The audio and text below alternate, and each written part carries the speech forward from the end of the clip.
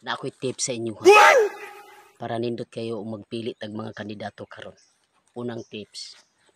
Kinahanglan kitang mga lalaki mamili tag kandidato nga gwapa, sexy. Kay kung kana ang makadaog, daghan kayo na siyang mga programa sa barangay, magpahimo nag-search sa mga babae nga sexy. Kandidata, di okay kayo sa tuwa tanaw no. Diba? Ikaduha,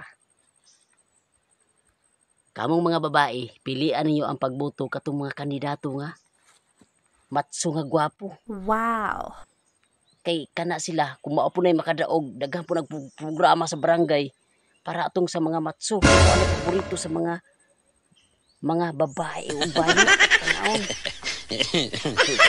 Sa kang kanan no. Mao na, kung kamo magpili, okay kayo ng tips hatag sa inyo ha. Timan ina ninyo, pag mandaog na atong pilion, sulbad atong problema na sa barangay, atong makapagtiling lingaw. Hindi totoo yan. Bola lang yan.